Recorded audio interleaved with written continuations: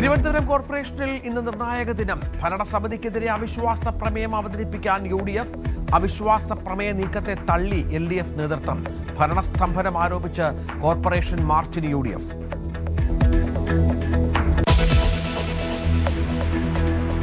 വീര്യം കുറഞ്ഞ മദ്യവിവാദത്തിനിടെ ഇന്ന് നിയമസഭാ സമ്മേളനം. നികുതി ഇളവിൽ മുന്നോട്ട് തന്നെ പോകാൻ സർക്കാർ. വൈദ്യുതി പ്രതിസന്ധിയും സഭയിൽ ഉന്നയിക്കാൻ പ്രതിപക്ഷം.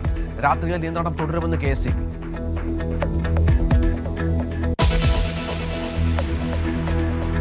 ശബരിമല സ്വർണ്ണക്കൊള്ള കേസ് അന്വേഷണം CBIക്ക് വിടണമെന്ന ഹർജി ഹൈക്കോടതി പരിഗണിക്കും. കുറ്റപത്രം സമർപ്പിക്കുന്നതിൽ വിശദാംശങ്ങൾ അറിയിക്കാൻ SIT.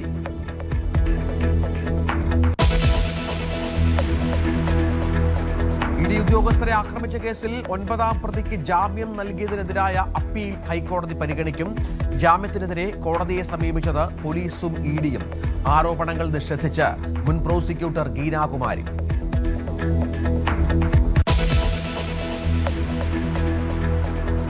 സംസ്ഥാനത്ത് ഇന്നും മഴ കനക്കും. കണ്ണൂർ, കാസർഗോഡ് ജില്ലകളിൽ ഓറഞ്ച് അലർട്ട്. മലയോര മേഖലയിൽ ജാഗ്രതാ നിർദ്ദേശം.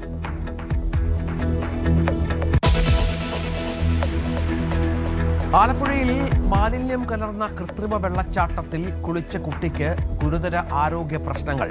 കുട്ടിക്ക് അണുബാധയും ശാരീരിക പ്രശ്നങ്ങളും. നിയമ നടപടിക്ക് രക്ഷിതാക്കൾ.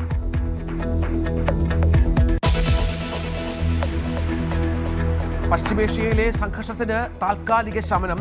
ആക്രമണം നിർത്തിവെക്കാൻ US ഇറാൻ ധാരണ. നാളെ ദോഹയിൽ തുടർ ചർച്ചകൾ. ചർച്ച പൂർത്തിയാകും വരെ കപ്പലുകൾ ഹോർമുസ് കടക്കും.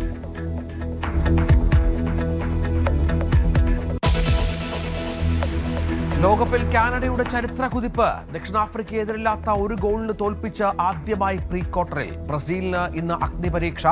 നോക്കൌട്ടിലെ എതിരാളികൾ ജപ്പാൻ.